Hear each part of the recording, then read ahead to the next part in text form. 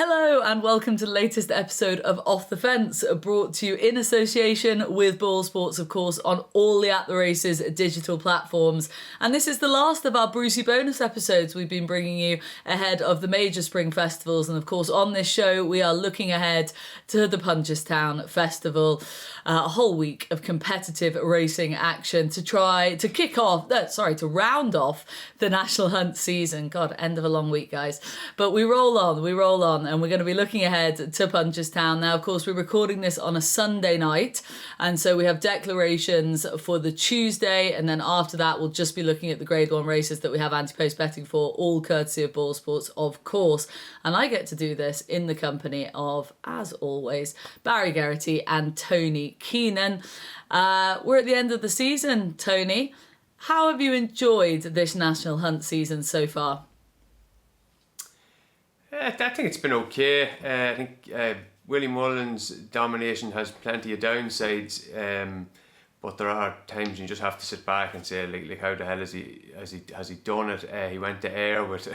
I saw someone tweet that he went there with a load of horses nobody'd ever heard of before and kind of hammered home the Trainers' Championship, which was a fairly impressive thing. But at the top end of his horses, I think the season that Gallop in the Champ and I Am Maximus put in was just incredible there. The last 6 to 12 months both of those horses have had, and we will get to see one of them on Wednesday where maybe he can put the cherry on top, although it won't be easy because he will have some meaningful rivals in the Punchestown Gold Cup there. Absolutely, and that's a race we're all looking forward to getting stuck into. It is interesting, Barry, of course, that the Willie domination has been a huge storyline throughout the whole season, but specifically in the last couple of weeks. We saw him be crowned the British champion trainer. Huge achievement. We know all of the details behind that by now, and all those years since Vincent O'Brien did it.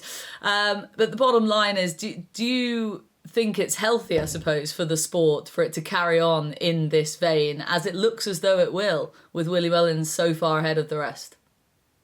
Yeah, I suppose, well, it looks that way in the short term, but I suppose time will tell. Vincent O'Brien was champion trainer in England in those years for 3 consecutive years before he switched his attention to the flat, so probably lucky for Britain that he did that. How long Willie will fare out, I'm not so sure. Maybe Patrick will be taking over time, who knows. But I suppose that there is downsides to it. It takes away the competitiveness, if you like. When you've one yard as dominant as it is, and it's brilliant to see smaller yard success, and we saw Spillane Towers win the Grade 1 of Ferias and what that meant. So the season probably lacks a little bit of that, but you also have to admire the fantastic job he's doing. He is an unbelievable trainer, as Tony mentioned, for Gallop in the Champ, I Am Maximus and all these horses, and to go and win the Scottish National with an outsider. They're not all odds-on shots, so it is some outfit. Absolutely, it is, and we should appreciate it whilst it's here, I suppose. Tony, question to you is looking ahead, of course, to Punchestown, which is what this show is all about. Is it just going to be Mullins every day, all the Grade 1s, just take it away, sir, to round off the season, or is it a little bit deeper than that? I'd say there's going to be a lot of that. Another interesting one I saw there during the week is, I think it's the Thursday of 2014 Punchestown meeting was the last time he had a blank day at the meeting, which is, it is horse racing after all. This isn't football or something like that going a month right away. It's crazy stuff to think that there's only 7 or 8 races a day and he's just gone that long, at least getting one on the board. I do think that the type of winners that he has in the Grade 1 seems to have changed a bit in the last 3 or 4 years. Kind of in the 2010s up till when Ruby Walsh retired, he would have had a lot of winners of Grade 1s that would have went off prices and second and third and fourth strings. I think he had 50 Grade 1 winners between 2010 and when Ruby retired and Kemboy, and 20 of those went off 5 to 1 or bigger, and 9 of them were double figure prices. Now, since the Ruby era has ended and the Paul Townend era has started, it just seems to become, Townend just doesn't seem to pick the wrong one ever. I don't know how he's doing this, but so I think since Ruby retired on that day, Mullins has had 30 Grade 1 winners of Punchestown. Townend has ridden 21 of them. Now, there were 6 of them he couldn't ride because it was either the Champion Bumper or they were JP McManus horses. So there were 24 Grade 1 winners available to him that Mullins trained, and he rode 21 of them. He picked the right one 21 times, and every one of them was the favourite. So, you know, you're trying to be clever, and maybe in 2015 being clever was the thing to do, looking for the second, third, fourth string, the jockey that wasn't the name, but I think you're broke if you've been trying to do that in the last 3 years. Although I do think maybe on Tuesday this week that is possible because the races are deep, but I think from Wednesday, Thursday, Friday on, they're going to have a series of very, very short ones. I think Tuesday looks very competitive, and I'd say will turn out to be by far the most competitive day of the 5. Wow, those are some incredible numbers when you think about Paul Townend getting it right that many times. And of course, Paul Townend, Barry, is going to be, someone we're going to be following hugely, because the one race that is still open and up for grabs is the Jockeys Championship, Barry. And Jack Kennedy versus Paul Townend will make this week a fair bit more exciting. Which way do you think it's going to go? Ultimately, who's going to walk away with the Irish Jockeys Championship? Yeah, well, Paul obviously has all of Willie's support, and he's likely to ride a lot of winners at Punchestown. But Jack has a 7-winner head start going into the week. Paul rode 11 winners at the festival last year, which was a massive number. I don't recall anywhere close to that in the past. So I think he'll do well to catch Jack. But Jack is likely to ride a few winners at worst. So, if Jack rides 2, 3 or 4 winners, that leaves Paul with a lot of work to do. So, I think Jack he has the head start. I'd rather be 7 ahead than 7 down. But having said that, I wouldn't swap Paul's book of rides. So no, I think Jack might just shade it, and it'll be a brilliant clash. They're 2 super riders and 2 super fellas as well. I think Ruby did have a year where he rode either 10 or 11, but again, they've been the 2 standout Punchestown festivals. Paul Townend rode 9 in 2022, but before that it would have been 5. I know there was a year that he was minding himself a little bit and he was coming up against Rachel Blackmore, but I think he just needed a certain amount to get over the line. I think I'd agree with Barry, like the 7 of a start, like he has to get 8 to win it outright. And that's with Jack Kennedy not getting a winner at all. And Jack Kennedy will have a decent ride. I don't think Gordon Elliott has just been as... Sometimes he gets the Punchestown and I think it's also just done for the season. I don't think that's the case this season, and I think he does have some good leftovers there. He has Tiupu, he has Irish Point. Irish Point will be up against it with Statement, but I do think he has a bit more firepower maybe this season than he's had the last couple of seasons. I think Jack Kennedy might be able to hold on, especially if Paul Townend doesn't get a winner on Tuesday. When the kind of horses that some of the Mullins horses that are fancied, he doesn't have access to them, whether he Mystical Power or Dino Blue or that. So yeah, I think I'd plumb for Jack Kennedy maybe holding out just about. Oh, I so hope he does. I genuinely hope he does. I mean, look, we all know Paul Townend is remarkable, a class act, and has had the season of all seasons in many ways. But Barry, last line to you on this. It makes it more exciting, I think, different teams, different winners, etc., if Jack was to win it. But just last question to you. How much of a disappointment to a man like Paul Townend will it be if he doesn't win the Jockeys Championship? We know he's bagged it so many times before and he's had such a mega season. Will that irk him that much? Or is it just a case of, I've won loads of other stuff. Will it give him a sleepless night, I suppose, is my question to you. Maybe it will, but it shouldn't, considering the year he's had. The Cheltenham he's had, he won a Champion Hurdle, he won the Gold Cup, he won the Grand National. He's won all round him, all through the season at Ireland as well. So he's had a brilliant year. So yeah, I think he could afford to let this one slide if it doesn't come up for him. Yeah, I think I would agree. I'm sure he wouldn't give up any of those wins, let alone all of them, for a Jockeys Championship at this stage in his career. And it would be huge, of course, for Jack Kennedy, given everything he's been through. Right, let's roll on. Let's roll on and look at the racing we have to look forward to, because as Tony and Barry have already touched upon, the Tuesday is really competitive and we're going to dive straight in with the Grade 1s, guys.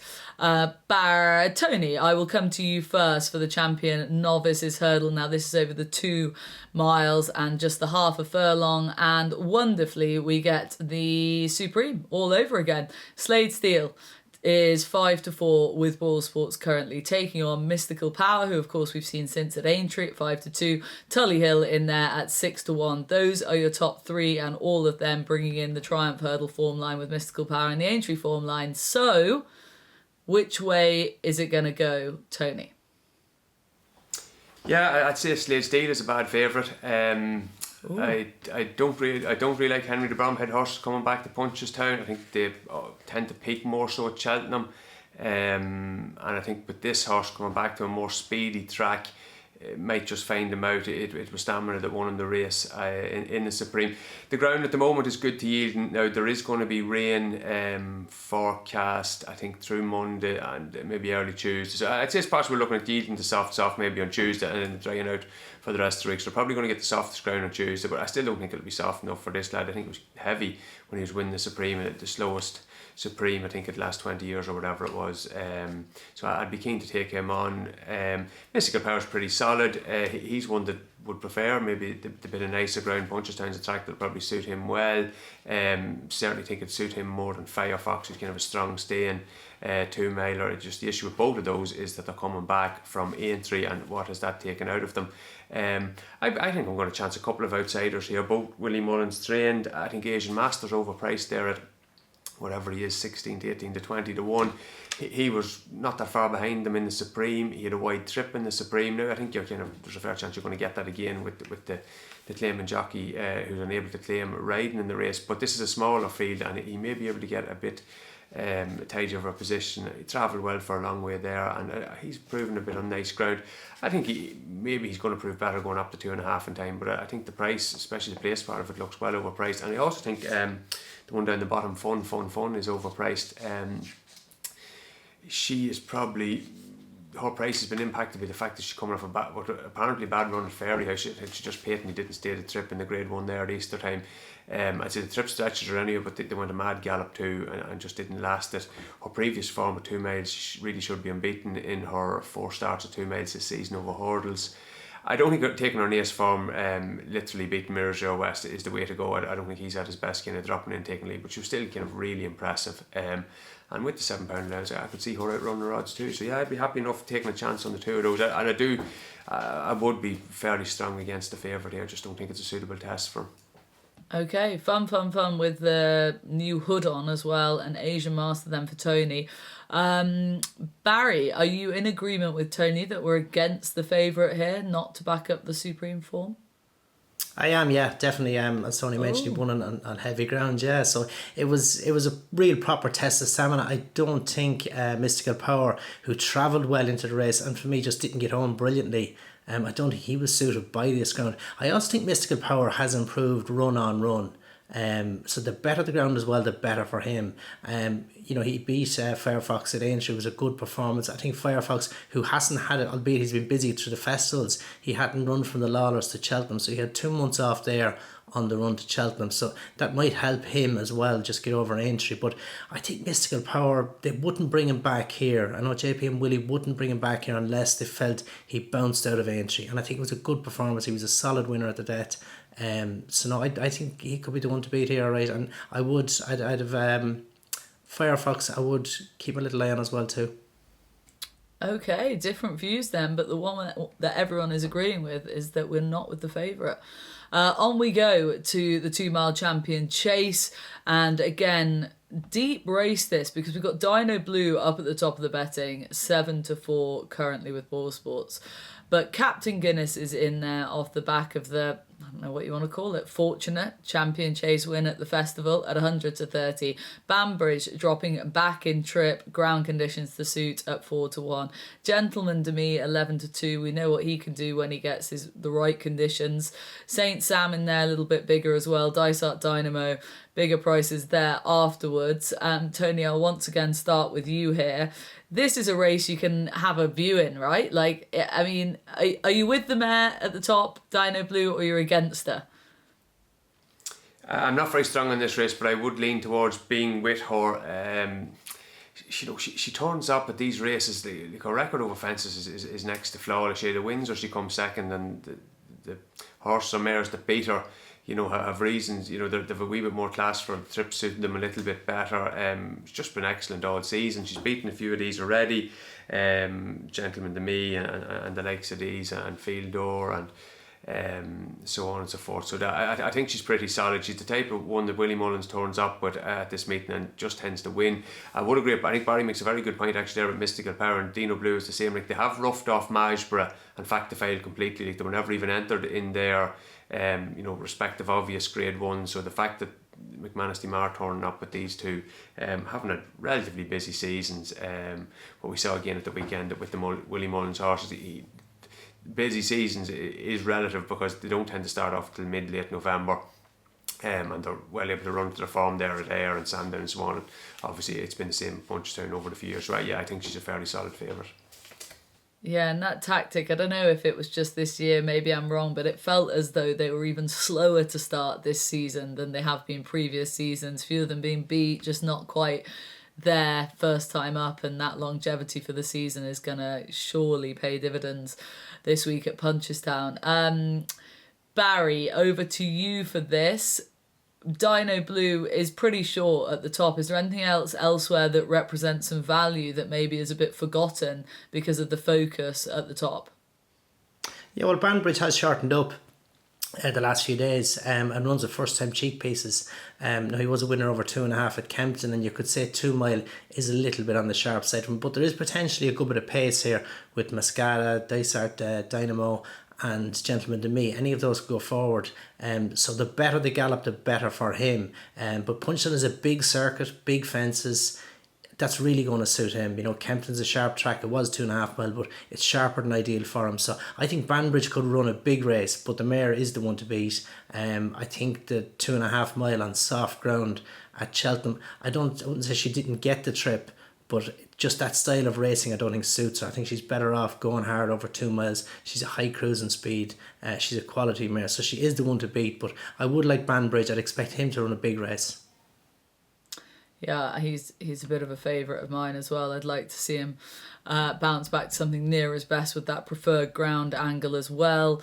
On we go to the Novice Chase, the staying Novice Chase over 3 miles, 1 furlong at 6 o'clock on the Tuesday. And again, another real cracker here. Monty Starr brings in the Factor File form 15-8 for the De Bromhead team. Spillans Tower up in trip. The horse Barry's already mentioned. There's such a story this season at Ferryhouse, 9-4. Embassy Gardens in there, 9-2. We know why. Well, we don't know quite why, but obviously well beaten in the National Hunt Chase and had that fibrillating heart, is it? American Mike in there, Sandor Kalan. Let's focus in at the top. Spillans Tower, Tony, is the one I'm really intrigued by. I feel like he's going to relish this further trip. Do you agree with me with that? Not sure. Looks possibly like he will, but he has shown plenty of pace at the same time. That was a steadily run with a Warm Gold Cup at Easter time, and he won it well enough. Visually, he looks like he's going to stay, but it's far from certain. I don't think the form is anything to get excited about. Tactical move would be well down the pecking order behind some of these other Mullins horses anyway, I would have thought. So no, I would respect his chance, but I think I could pass him over at the prices. And the same with the favourite. I don't know about that Brown Advisory form at Cheltenham, kind of very steadily run race. Mark Walsh rode his horse just to win the race, I'd say, rather than to be impressive, as is often the way with the owner's horses. Giovinco, he's fine, but he really glorified handicap, I think. Embassy Guards, I just don't like him. I've never liked him as a horse, and he's coming off a kind of a physical issue there, and has kind of been shaping like a horse at times with a physical issue. American Mike, he's jumping's been fairly erratic. Sandor Clegane, another horse that yet to win over fences. So you're going down, scrolling down here, and I think there's one or maybe two here at a price that might be interesting. I think with the rain coming, and there would need to be maybe a little bit of it, the 3-card Bragg is quite interesting there, I would say. I think he's been kind of maybe pigeonholed as a bit of a boat, but I'm not sure that he is a boat. I think he's a little bit quicker than he gets credit for, and I also think he might be a horse that's best fresh. He's 1-2, and his form figures racing fresh are 1-1-2. But it's not so much that as the horse he's beaten when he's fresh. He beat Dancing City first time out in a bumper. He destroyed Sandor Clegane in a maiden hurdle in Galway, first time over hurdles.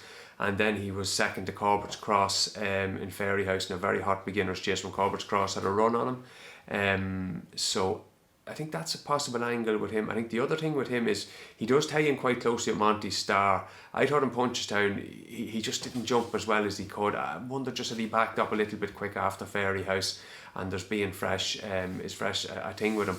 I think the Cheekpiece is going. He looks like a horse that would kind of suit the Cheekpiece, and also that Punchestown run came at a time when Gordon Elliott's horses had hit a little bit of a lull. So I'd say they're going into this and saying, look, we'll chance him in this race rather than running beginner's chase. Makes no sense to run a beginner's chase at this point. If he's good enough to win it or get involved, fantastic. And if he blows his novice status, win the Grade 1 at Punchestown, so that's fine. They can always go back next season. But I think on ability, he's 16 to 1. I don't think this is the strongest race. For those ones at the front end of it aren't particularly solid. And there's also looks like there's going to be a fair chance he's going to get a soft lead here. There's nothing else that really likes to go on. Sandler Clegane would go on a little bit on sufferance, but the rest of them not so much. And also there, like I see Sharjah at 25-33 to 1. I know he's the done his areas bit for Willie this season already. You know, up the air, off but he goes. He's missed the kind of real winter part of it there. So maybe he is relatively fresh. The air race, you know, he outclassed kind of the horses there, but he was impressive. Was it 3 miles? Probably not, but is he a 25-33 to 1 shot against this lot? I'm not sure he is, so I'd be happy enough. I'd be stronger now on the 3-card bragging, but I'd definitely having something on Sharjah too. I suppose the interesting angle with him is the one you've already referenced in regards to the Mullins horses that have been chosen, obviously declared to run at Punchestown, is, you know, they leave off the ones that obviously are at the end of their season, and 10 days later here Sharjah has turned out again with this new sort of vein of form over a staying trip. I mean, just remarkable horse, remarkable. Barry, are you with Tony that there's holes to be picked in the likes of Monty Star, Spillans Tower and Embassy Gardens? I mean, specifically the last two with Trip and well-being doubts. Yeah, well, definitely Monty Star and Embassy Gardens. I think Monty Star, as Tony mentioned, Factor File. I don't think Factor File was at his best in the Brown Advisory. I think he possibly could have left a lot of that at the Dublin Racing Festival with that, you know, amazing performance in the race with Gaelic Warrior crashed out at the last. So I don't think he was at his best. You could judge the race off the third horse Giovanco, who wouldn't be a superstar. Embassy Gardens got well stuffed in his novice hurdle at the Punchestown Festival last year, and his best form is on soft and heavy ground. So I'd have question marks about those, but not so much in Spillans Tower. For me, he was caught for pace by Blood Destiny and the Flying Boat. Stayed on really well to win in Fairy House. I think nice ground over 3 mile is going to suit him well. He's a horse who's improved all season. And he'd be the one for me here. I think he's the horse with the on the upward curve, if you like. Okay, fascinating. And as we discussed already, you know, just terrific racing on the Tuesday. That's the day we've got the decks for. Let's rattle through the other races, the other days, guys. We will kick off with the Wednesday and the 3 mile novice hurdle here. Throw in anything else you want to give a shout to on any of these days, but we'll do a quick rattle through these. Obviously not sure what's going to turn up, but let's just go with the betting. So for the 3 mile novice hurdle, the 4:15 on the Wednesday we've moved on to now. If these show up, it'll be excellent. So you've got Dancing City, your Aintree winner, 5-2 top of the market, taking on Stellar Story, coming here off the back of the Albert Bartlett win at around about 3-1 mark. Then Better Days Ahead, who of course was also last seen at Cheltenham winning, but in the Martin Pipe. Those are your top three. Tony, if those three lads show up here, we've got Punchestown has got the best of the division. Yeah, it's got the form lanes coming together. It's one of Gordon Elliott's better chances of a Grade 1 winner over the week. He's got real depth to his challenge here with Stellar Story, Better Days Ahead, and even Staffordshire Not ran very well at the entry. I don't have a strong view on it, but you were asking about other stuff. I do think Punchestown deserve a bit of credit for this race they're after putting together on Tuesday. The second race, the Full Circle Handicap Series final. Like it's drawn 25 horses. The qualifiers all season in Ireland, and some of the ones in Britain have been really competitive. There's a massive prize from what is it there, 40 or 50 grand to the winner. All sorts of trainers represented. I think there's 5 or 6 horses over there from England, and I think that's one of the a good innovation there, just to show they can get creative kind of with their race planning and things like that. So fair play to them for putting that on. I think through the season it's been a very good initiative, and they've definitely got the final that they deserve, and I'd say that will be probably one of the best handicaps of the week. Oh, excellent. We love innovative thinking, especially when it comes to race planning. Very much here for more of that. So, yeah, congratulations on that to those who came up with that idea. Barry, back to Wednesday. Anything you'd like to throw into that 3 mile novice hurdle? Yeah, well, if they turn up, it will be a good race. Stanton City put in a good performance at Aintree. He was third in the race behind Stellar Story at Cheltenham. So he's had a busy enough time because those runs are over 3 mile. So to bounce back and do the third festival over 3 mile, I think will be tough going. Stellar Story, a good stayer at Cheltenham, but he was, to me, if Tony mentioned a boat earlier on, he could possibly come into the boat category. But for me, I like Better Days Ahead. I think he stepped up on his spring form with his performance in the Martin Pipe. I think the step up on trip could maybe offer a little bit more improvement again. So I think he's a horse going the right way. Okay. Tony, what we're saying about the bumper, do you have a strong view on this? Obviously, Jasmine DeVoe is at the top of the betting off the back of the champion bumper win at Cheltenham. But then you've got this William Money in here for the Barry Connell team at 11-4, around about that. William Coolio bringing in the champion hurdle lines as well. Did you have a strong view in the bumper? Would you be disappointed if Jasmine DeVoe can't back the form up? I think I'd be against him. Started off over got to 2.5 miles nice and testing ground, then got to the Wednesday of Cheltenham. The ground was pretty testing at that point. Again, I'd say he'd be a horse that probably might be more 2.5 mile material next season. So I think there might be something that might have more speed than him. Romeo Coolio went well for a long way in the champion bumper, probably didn't have the preparation that some of the others had going into that race. And also Mullins' own Kopek the Board was really impressive now, winning the valuable race on Easter Sunday, I think it was Easter Saturday. Just a dominant kind of performance. So I think he'd be well worth a go in a graded race, even though he only has the one recent run. Okay, a couple of names thrown into the mix then for the bumper. What about you, Barry? Yeah, I'd agree with Tony as regards Jasmine DeVoe. Good winner on soft ground. I think that's important to him, where Romeo Coolio shows a good bit of pace. I think on the slightly better ground, it could play to his strengths. Okay, we will move on at pace though to one of the better races of the week, of course, the Punchestown Gold Cup. Already mentioned him, very hopeful that Galloping des Champs will be able to round off what has been such a brilliant season for him with a victory in this race. It eluded him last season when Fast or Slow won, and of course Fast or Slow shows up again here, looking to make it back-to-back wins in the race. And Corrick Rambler too, and of course at this stage I don't think any decision's been made, but you'd be hopeful that he'll run given his early unseat in the Grand National after that likes of Conflated, Hewick, etc. Galloping des Champs, Tony, as we know, on his best day, he has the measure of these, but will this be his best day is the question. Punchestown hasn't really been his track so far. Beating the John Dorkin, beating in this race last season. Timing neither of those races was ideal, but then again the timing on this race on Wednesday isn't ideal. He's danced every dance at this stage, so I think I would be inclined to take him on. I think the way would be with Fast or Slow. Seemed to be, it was very early in the race, really, in the Gold Cup. No cards had really been played, but he was going fine in a lovely position. The way that he's shaped at the DRF would have suggested that really got GH11 was keen not to kind of attack Galloping des Champs too early. I think Cheltenham really was the idea with him. They never got to find out, but maybe back here at Punchestown, at a track that he's got an excellent record and relatively fresh compared to some of these. I think he might be able to get his second win in this race. Oh, okay. You in agreement, Barry? I wouldn't be fully convinced. Galloping des Champs obviously got beaten last year, but he was a 7-year-old last year. I think that extra year is going to count for a lot. So I would think he is the one to beat. Having said that, Fast or Slow is 2 from 2 against Galloping des Champs around Punchestown, so there is a couple of angles to the race. I would have full respect for Fast or Slow. He was travelling well in the Gold Cup, and we didn't get to see the best of him yet. I think it's going to be a brilliant race, but I wouldn't just be opposing Galloping des Champs that easily. I think Corrick Rambler would represent good value. Third in the Cheltenham Gold Cup on the back of 111 days off. He went to Aintree, then unseated at the first in the Grand National, so he comes here fresh. The Gold Cup was mentioned as a prep run for Aintree, so if there's improvement on that Gold Cup run, and it looks as if with 13 runners you'll have a good competitive field, you're going to get a good gallop. He stays well. I think he could be good value. But I'd be slow to oppose the favourite as such, but I think Corrick Rambler as an each-way play could be, as I say, good value. On we go, guys, to Thursday. And we could probably keep this conversation relatively short, because very short is what Gaelic Warrior is in the 2 mile novices chase.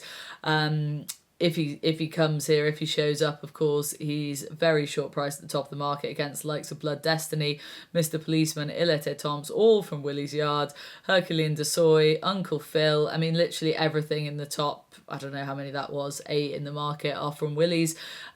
Is this just Gaelic Warriors to win after that Arkle victory? Barry? Oh, I think so. He's a bigger isher going left-handed, and he overcame that to win the Arkle. So going right-handed, he's at home. Paul Townend can just jump out and let him bowl if he wants, or maybe keep a bit of cover to work on getting him more relaxed for next season rather than just burning in front. But no, he'd be very hard to beat. He put in a massive performance around Punchestown earlier in the season. So no, he is rock solid. I was trying to make a case for Herculean de Soy as an each-way play. I thought he ran a reasonable race at Aintree. He got lit up at the start when Mascada crashed into him. He was keen through the race. Mark Walsh took him back. He did stay on a bit. He was beaten 12 lengths by Found the 50, but that was his first run for about 4 months. So I thought he could improve for that, but the market isn't suggesting that. But I was trying to make a case for him. I like that. I was trying to make a case for him when you're sort of trying to just give something other than a very short price favourite. Tony, do you have anything more to add there, or shall we move on to the stayers? No, just keep going. Let's keep going. Stayers Hurdle is a bit more competitive, because it'd be great if Rob Core decide to run Tiupu, who's very at the top of the market favourite currently, and Irish Point in here. Home by the Lee also has an entry, Buddy One in there, Sire de Burley, the old boy, Asteria and Falange. But those 2 Rob Core horses, Tony, obviously they're very different horses. They come in with very different profiles. But Irish Point would be fascinating in here against, obviously, the horse in the same ownership group. So I'm not sure if that is actually likely to happen. No, I think Gordon Elliott has said that Tiupu will go here and Irish Point will take on Stateman again, Okay. and maybe they're going to try something different tactic. It's not a race where I have a strong view, but I couldn't see myself facing into back in Tiupu at even money. I know the ground wasn't that bad at Cheltenham on the tours. They're probably the best of the ground. Kind of time form were given it a soft on their time-based ground, but I think looking at the forecast for this week, it is going to keep trying out through Wednesday, Thursday into the end of the week. So I don't think Punchestown or the trip or the track is the issue as much as the ground, but I don't really see anything majorly solid in behind it. Although this race, apart from Classical Dream maybe making his own in the last few seasons, it has been a race for kind of mad prices historically over the last 20 years. So maybe something that has no obvious form claims could be able to beat him. Ooh, interesting. Okay, you're taking him on. Barry, surely you're not. You were so with him in the weeks, months leading up to Punchestown. Surely you're not abandoning Tiupu now, are you? No, definitely not. No, and Jack Kennedy, he rode him with so much confidence in Cheltenham. You could say he went around the country a little bit, but that's how much he knew he had in hand. Tony mentioned the ground did dry, and the ground could be reasonable by Thursday. Could be good to Elan or so. I've ridden this horse work, and he's not ground dependent. Everyone has this myth about this horse needs it soft and needs it bottoms. He would have done over 2 mile when he won the Red Mills in Goran, but over 3 miles reasonable ground is fine for him. He's had 49 days from Cheltenham to Punchestown. It's very hard to make a case of what's going to beat him. Buddy One could be one, but he's been to Aintree, so I think he's been too busy.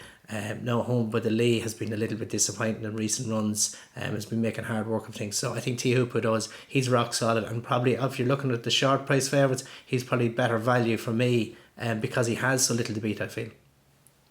Okay, yeah, all right, that's a fair comment. We will roll on to Friday, a couple of grade ones on Friday, and as Tony, I think it was said at near the top of the show, more competitive action seems to be taking place at the start of the week than the end of the week, because this could be very much Paul Townend and Willie Mullins at the short price double, because we kick off with the champion hurdle, Stateman.